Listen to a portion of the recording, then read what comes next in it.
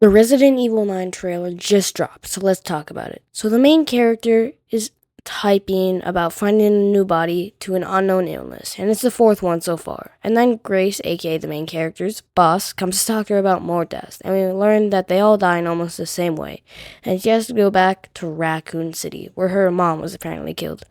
And like Leon, she seems to have PTSD about it. And we see a person that looks like the people from Resident Evil 4, but more on that in a second. And then it cuts to Grace stuck in tape and she can't move. And then there's a wall with 11 missing people so far. And 2 people talking about death, which is they're either hiding or it's a secret because a guy is told to talk quieter. Then a guy who's most likely going to be important dies or at least loses a lot of blood. But that would be wishful thinking in a Resident Evil game. Then we see what appears to be an evolved licker, and then we see a brand new zombie, and then a second one, and then the title drop. So Resident Evil 9 is going back to Raccoon City. So I think the government should probably recheck their nukes. But from the looks of it, the nukes just made the zombies and lickers and dogs evolve, which leads me to this theory. How did the nuke change the T-virus? Now, different types of viruses have different things that they do when there's toxic chemicals. So the radiation is known to break down some of the DNA in the virus, which is if they don't instantly explode from the first big explosion.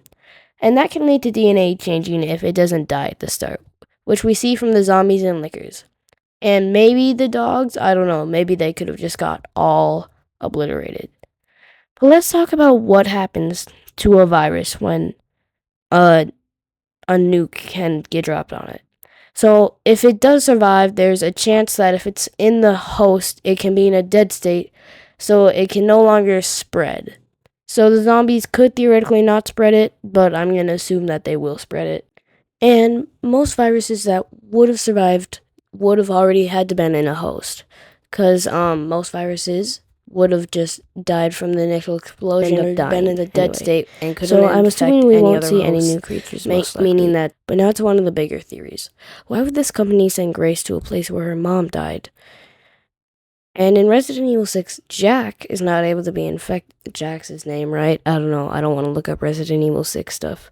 Is not being able to infected. So maybe the company would know something that she doesn't, aka that she's immune and she couldn't get infected.